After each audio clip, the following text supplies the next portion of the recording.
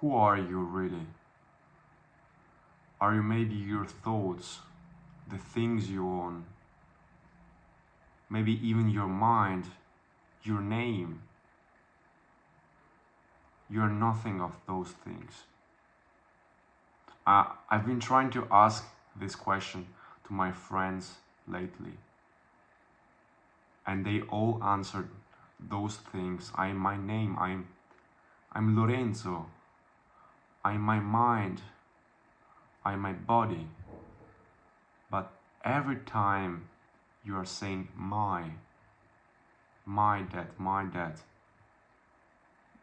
you are saying that the thing that owns, the entity that owns those things, your mind, your body, your name, is something else.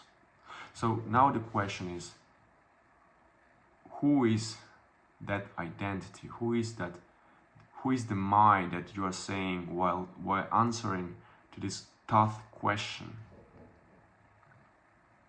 So that thing is called consciousness.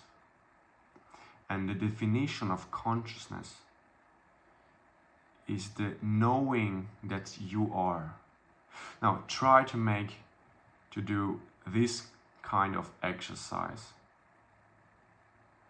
Try to direct all your attention to your body. Without thinking, just feeling your body. Try to do that now. I will try to do that also.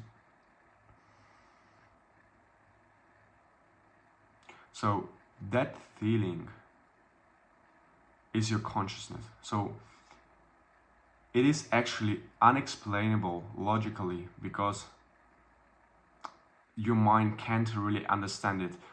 Science could never determine and explain what consciousness is.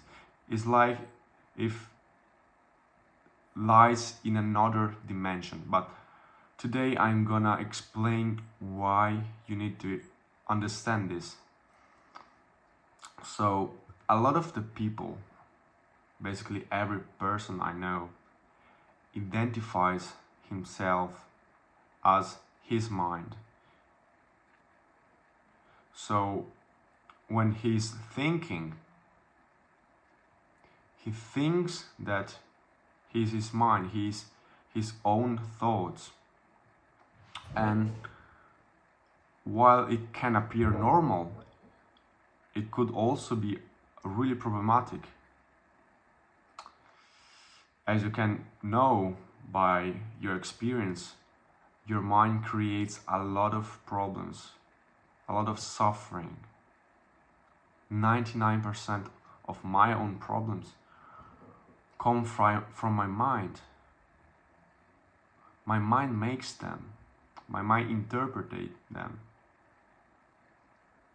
So, by understanding that you are not your thoughts, you can actually start to absorb them. Because you can't actually battle your mind with other thoughts. When you are suffering, you can't really analyze the reason why you are suffering, trying to find logically a way to escape that. You are going only to make it worse. The best thing you can do in that case is to start to absorb your thoughts. Not analytically, but just absorb. You can do that also now while I'm speaking. Probably you're thinking about something. You can do it now. Try to see your mind as a black thing, and before your thoughts appear, try to fill those gaps of nothing. This is pure consciousness. It is actually nothing because it doesn't exist in this world, in this 3D dimension. So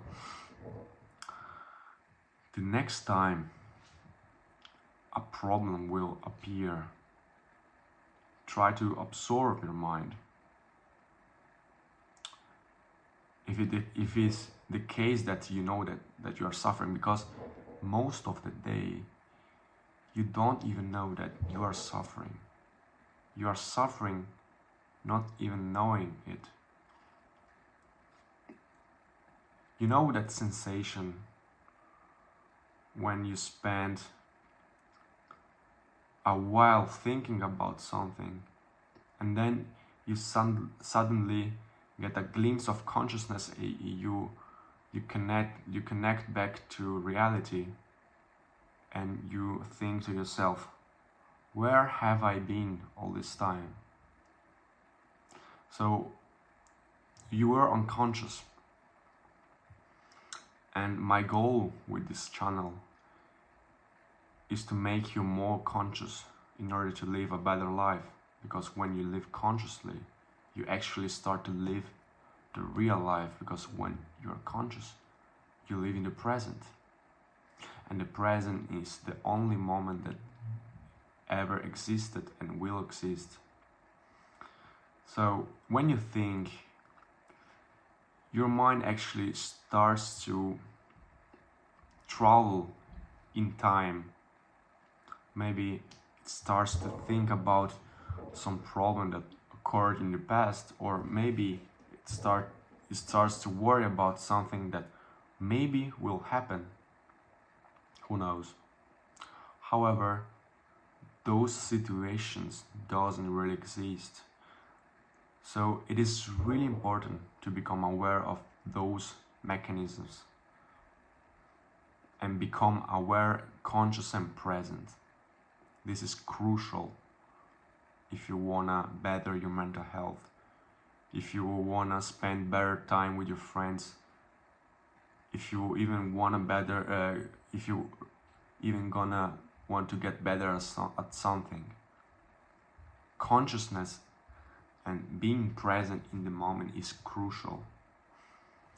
So if you are interested in one-to-one coaching, you can click here the top link in the description.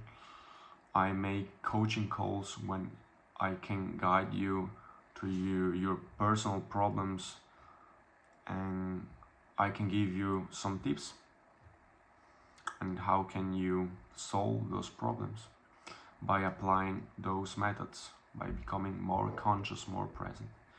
So that's all, be present.